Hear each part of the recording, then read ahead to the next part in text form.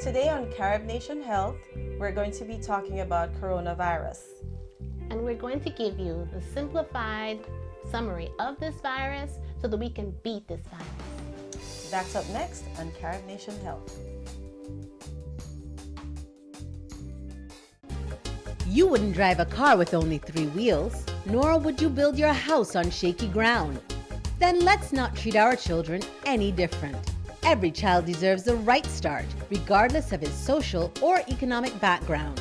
Every child deserves a chance to reach his fullest potential. The Foundation for the Development of Caribbean Children wants to build a region of achievers, but we need your help. Let's give our children the foundation they deserve. Give them hope and show them love. A message from the Foundation for the Development of Caribbean Children.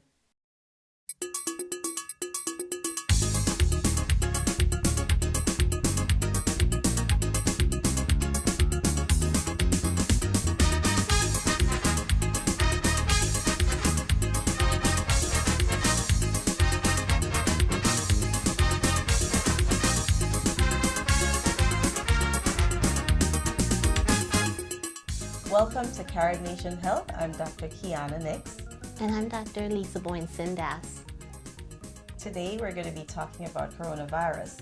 It has been on the minds of everyone. I mean, it's worldwide. It's frightening for us. I mean, what about you, Dr. Sindas? What do you Well, think? it has been really a rough week for me as a pediatrician, and I have been trying to keep up, and we have all been on the front line with patients this week and to determine the proper guidelines on how to attend to our patients.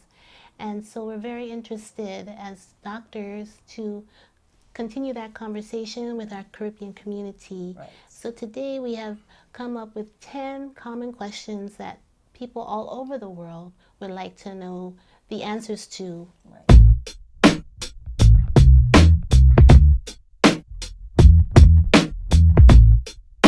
So the coronavirus is from a family of viruses that cause the common cold.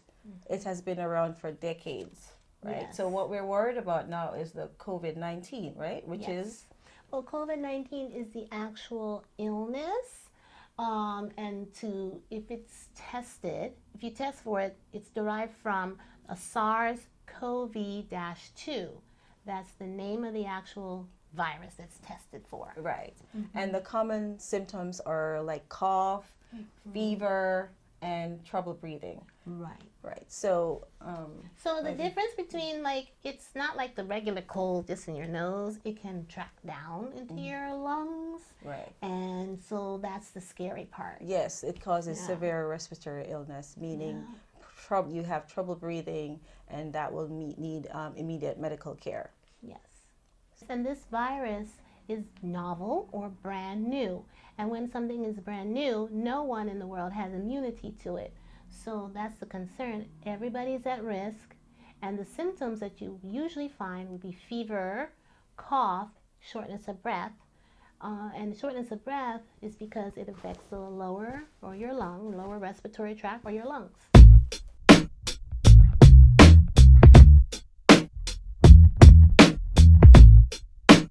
So COVID-19 can cause a very mild respiratory illness. This is like the common cold, and you can actually recover from this phase of the illness. Yes, but it could take a turn and affect the respiratory system, your lungs.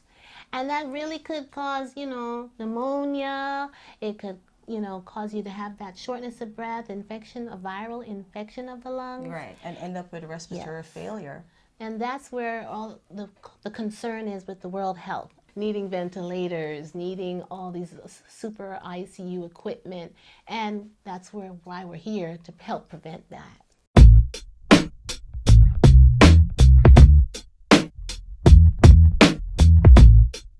Well, this disease can be transmitted by droplets. Like when someone coughs or sneezes, especially if you're 6 feet away, you can get, less than 6 feet away, you can actually get the infection. And it's also on surfaces. Yes. So that's why we encourage you to wipe and wash your hands. It can be on your hands, it can be on your face. So now we're no longer shaking hands and we're no longer hugging. So we're greeting people like elbow with a dab. you know, so Wakanda if you want to, but just make sure you don't, you know, no hand contact, because it can actually be on your hands, because some people have to, you know, you touch your eyes, your nose, your mouth, your face. So that's why we encourage people not to touch your face. Yes. And hand washing is very important to prevent this disease. Hand washing is super important because you use the soap. The soap actually destroys the virus because it has the lipid envelope to destroy the virus. So just make sure you wash your hands. And hand washing, it doesn't mean you just, you know, rub your hands together. It means you wash all surfaces. You wash the inside, in between the digits and the nails, and make sure you spend at least 20 seconds to wash your hands. So proper hand hygiene is important to prevent the spread of this infection. And your hand sanitizer, yes, they must have more than 60% alcohol. Yes. And you can rub those on everything in your car, driving, in your wheel, you know, on your steering wheel rather, on the brakes in the car, you know, on your cell phone, all those things. Yes. And you can make your own, take your rubbing alcohol, right? Put a little essential oils in that. Like if you have to pump gas, for example, don't forget, you know, you have to, you know, touching that lever. You have to also use even a wipe or you know. I was just looking at your glasses because I had my own. Well, I was cleaning my glasses too. Yes, Forgot about that. Yes, it's can everywhere. Live on it can go. And it mainly lives on hard surfaces like your plastic and your metal.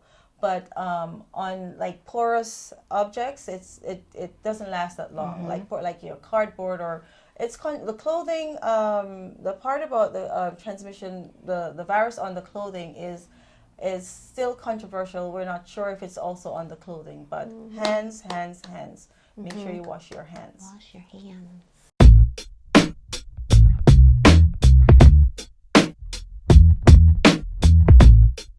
So the persons who really need to wear a mask are those who have symptoms. If you are sick, then you should be decreasing your germs from passing to everyone else. And secondly, our healthcare providers or first responders who are right with patients who are sick. I mean, have you seen everybody with these masks everywhere? People have been wearing masks, like in the airports. I mean, you don't. As a matter of fact, you're at a higher risk of infecting yourself if you're wearing the mask. So please leave the masks for healthcare professionals and first responders. And first responders. Well, yes. And then there's another type of mask called the N95 mask. Please, you don't need those. As a matter of fact, the N95 masks, you have to be properly fitted for those, or else you're going to run into breathing problems. So the N95 masks are for healthcare professionals. So some people believe that a mask that they have is going to help prevent their person from getting ill. And actually, you're blocking your respiratory passages from staying cool.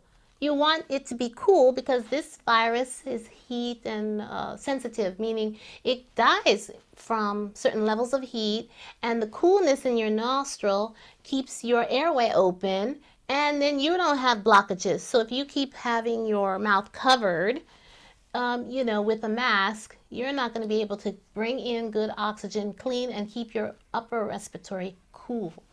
And then the other thing is you can actually reinfect that person. I mean, we're still trying to learn about this virus. So you know, it's a possibility that you can infect yourself and reinfect the person who already has an infection. And this virus is new to us, and you know, everybody doesn't have that immunity to this virus. So it's very important to note that you should not wear this mask because you can infect yourself and reinfect someone else who's already infected, or infect someone who's also infected. And there's no studies. There are some very fashionable masks. I was recently in Carnival. I saw persons wearing these special masks that I see here in the U.S. they're in a grocery with, thinking that they're preventing infection. Right. There's no studies for those fashionable ones that have like a sort of a print. You've all seen them. Like they the come in designer- colors and designer designs. masks, yeah. They don't really have any proven benefit. You're just spending your money on a mask that you don't need. Yeah, matching your outfits, but we don't know if it's going to work.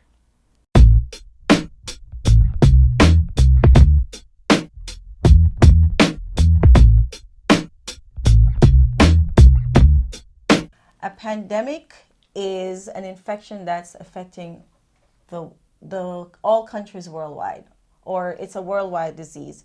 So it's very important that we prevent the spread of this disease. So then we will decrease the number of deaths and the number of infections. Yes, and this pandemic, again, we're dealing with a novel new virus, and now that it's everywhere in the world, we have to really be vigilant to flatten the curve, as they have been saying, and you may have heard about that. So if we have all over the world, you really can't get away from the virus, and the virus has the potential to double, triple, and exponentially cause illness, we have to be vigilant with our preventative measures, right, so that we can flatten that. Yeah, because it's going to overwhelm our healthcare system in the end. And we do not want to overwhelm our healthcare system, because we don't have enough. We don't have enough ventilators for those with people with respiratory illness. So respiratory failure. So the bottom line is to make sure that we practice our hand hygiene measures or preventive measures to prevent this disease from us going and burdening the healthcare system.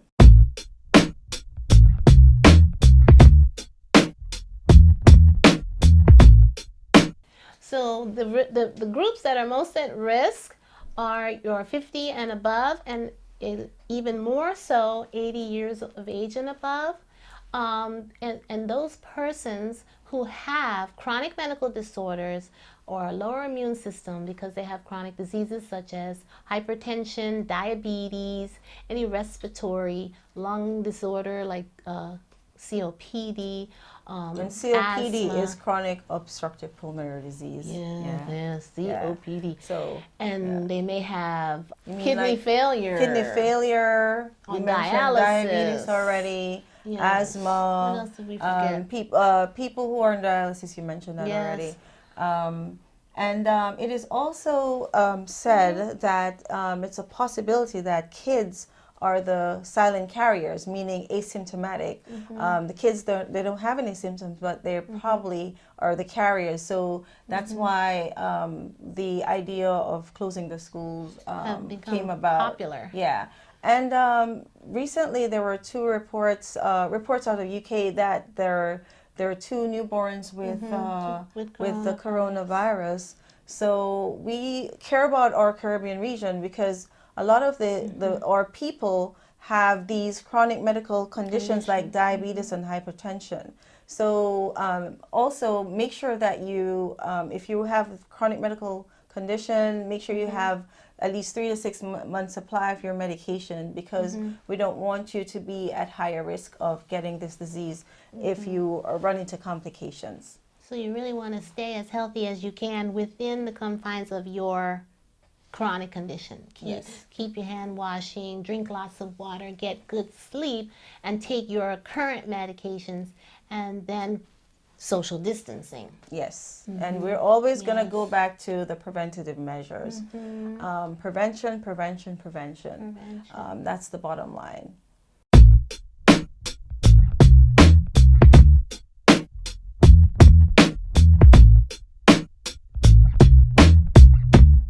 The difference between the three that we've been seeing thus far is that it has a higher fatality rate than the flu. Yes. The cold usually does not have a fatality rate, but the cold is the baby version, or the similar, is it coronavirus, sorry, but it does not have high fatality rate. So that's the main difference. Yeah. And the symptoms of each are different. So the flu, people who have the flu sometimes think, oh, I have coronavirus 19 or COVID-19. With the flu, you may have fever, headache, stomach ache, vomiting, diarrhea. You can have body aches as well. chills. You can have sore throat as well with the flu. Yes. But just don't let your guard down, because Yes. influenza can still kill you. Yes, it it can can. still cause more fatalities. And it's very recommended to get Right, your and vaccine. then and then sometimes you can also have co-infection Yes. with the COVID-19. You Yes. can have COVID-19 and flu. So you might as well just get your flu Yes, vaccine. yes. That way, your risk of having complications are lower. Yes, and the COVID-19 though has a little more difference with the shortness of breath. Yes. That comes in maybe come earlier. Yes. The flu usually don't have shortness of breath. Yes, unless you get like an influenza, you can get an influenza pneumonia, but the COVID-19 is a rapid can be a rapid infection.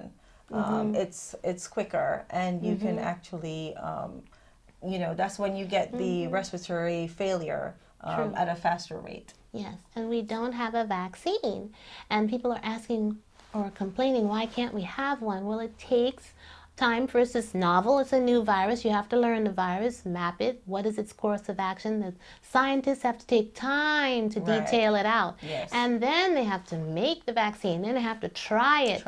And get licensed. So it takes a whole year. They have to do animal studies sometimes before even doing human studies. So it can take up to a year to get it out there to the public. And we have a flu virus, so if you get that, and the rate right now, I think is 50-something%, 58% prevention for the flu vaccine, and that's pretty good numbers. At least we have at least we have a vaccine for the flu, so you might as well just get the vaccine. And then prevention of the cold, hand washing again, rest, water. Right. So that will help us a lot and help you better stay healthy. And help your families as well. Yes.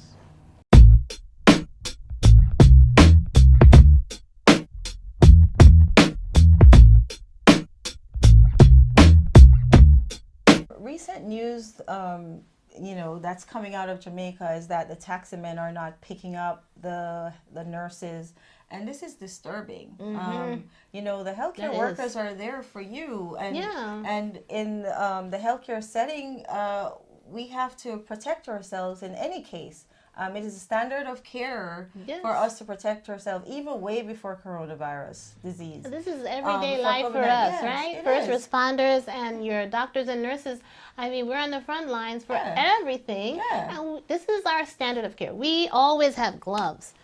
We don't work if we don't have those things. And I have heard some of my colleagues, different locations, I won't mention, have had that stress where they didn't have certain things, certain masks, certain gloves, and it's only because people are I heard people are stealing, even in the hospital, sanitizer, the gel, the gloves.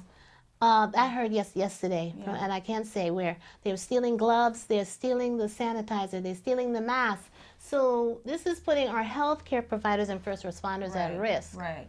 So it's important to, we're there on the front lines to protect you as well. We're protecting ourselves and our families, and we're working for you. So please do not discriminate against the nurse or any healthcare professional. It doesn't matter, or anyone for that matter. Yes. Because people are talking about that came from China. You don't have to discriminate against Chinese people, or and even nations. Someone who looks like Chinese. I mean, you don't know if or they're Italian from China or Iran, where there are high numbers. So I mean, it's important not to discriminate. Just you just protect yourself. In any case, just like we're stressing again, the hand washing, not coughing in your hands, but cough in your sleep, or cough in a tissue and get rid of that tissue. But after you get rid of that tissue, make sure you wash your hands. If you're in a place where you can't wash your hands, make sure you have your hand sanitizer. And at this point, who are we going to be blaming now? It's a pandemic. Right. It's not fair. Don't put it fair. on any one person or one culture or one people. Yes. And nobody wants to have a virus. Right. And if one group had it, okay, and it spread, it's not any one group's fault. Right. Yes. Don't blame it on one group. Please. Please. We don't want to have another layer of discrimination in this world. Yes. We don't need it. We don't need it.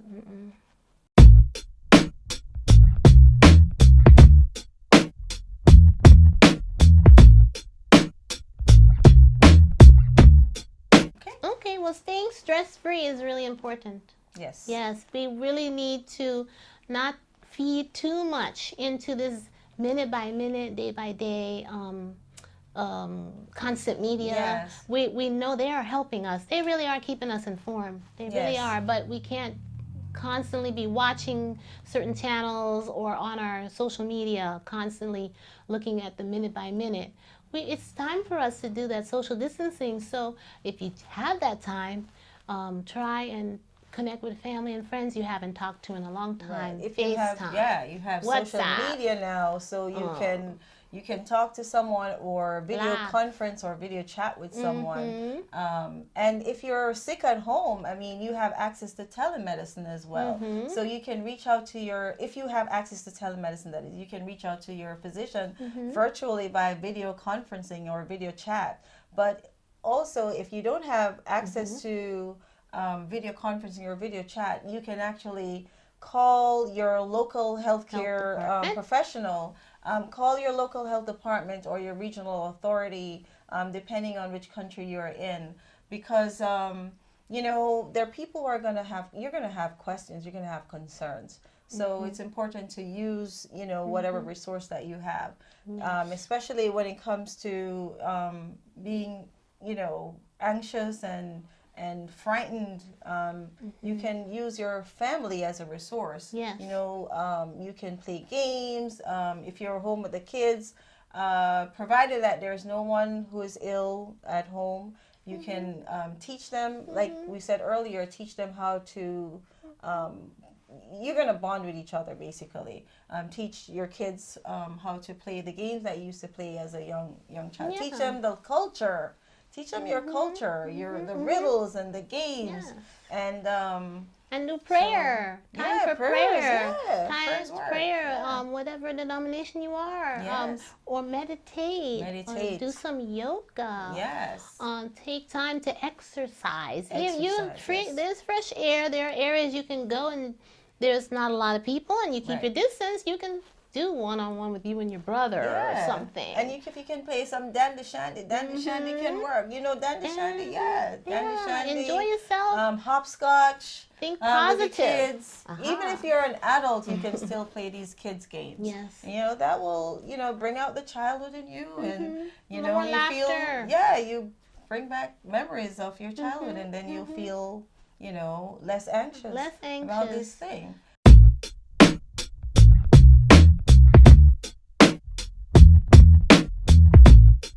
Okay, well, the best prevention is to avoid contact with those who are sick. And then secondly, if you're not in contact with anyone who's sick, you're doing your social distancing from large groups, right? 250 people or more. And then the hand washing, right? Yes, hand washing for sure. Avoiding public places. If you don't have to leave home, please don't leave home. Stay home. Avoiding public transportation, if you can. More things like using your hand sanitizer, carrying it with you. So you have a little bit. You don't have to have these big jars. You just need a little bit. A little bit goes a long way. Yes. Drinking a lot of water. And now if you feel sick, that's the next thing. Now you have to be conscious and say, okay, I'm not feeling well. If you have a cold, just congestion and a little sneezing and nothing else, stay home and rest. Yes. That's a cold. Keep hydrated. Yeah. You can even use saline drops in your nose to help to ease the congestion. And if you have access to a cool mist humidifier, that would also be helpful. Yeah. But now if you feel like you have the flu, body aches, chills, high fever, you just feel totally, really tired. Yes. That you should also call your doctor, tell them your symptoms, and if you don't have, and see what they would like you to do. Most places you need to call your doctor first. And if that's not accessible, then you would call your health department, because if you have the flu, you might still have COVID-19. Yes. So you would need to be tested, right? Yes. And the testing option is dependent on what your health department, their guidelines for that. Right. So that's the best place to call. Yes, you can call your local health department. Some countries have regional health authorities, and so there are their phone numbers. You can listen to public service announcements. Look at your local Ministry of Health website if you have access to the internet, or if you have a telephone number, you can call them, or you know, ask a friend for or relative for direction if you're not able to get that information. Yes. But your Ministry of Health, you know, they usually have something available, updates, public service announcement on the TV, on the radio. Some countries may have government-run radio stations or television stations. So you know, you're encouraged to check with those momentarily for information, for more information. Yes. The test itself is slightly invasive. It's not blood work.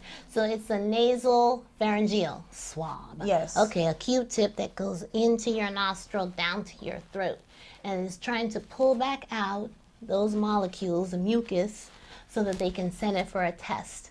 The tests that we did in our clinic this week came back in 3 days. So I did 2 patients. They were negative. One patient had influenza B. It's part of that panel. Yes. So again, we're looking for the SARS-CoV-2. That's what comes on the test to say you're positive or negative. Yes. And it's just something just going to have to deal with, because going down your nose is a little challenging. It's very, very uncomfortable. You know, if you think of the benefit versus, you know, feeling uncomfortable for a few minutes, then you would just breathe and go through it. You'll be be reassured that this is for to make sure that you don't have the SARS-CoV-2 virus.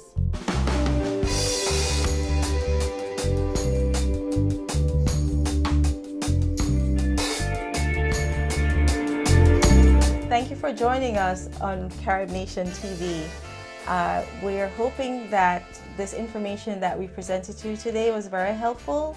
If you need further information, you can go to your local Ministry of Health, WHO, Pan American Health Organization, or cdc.gov.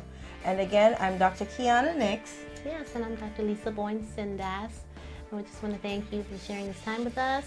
And you can follow CaribNation TV on our social media platforms on Facebook, Instagram, and YouTube at CaribNation TV. And as always, our motto here at CaribNation is one people, one culture, one Caribbean, one nation. Thank you. Thank you.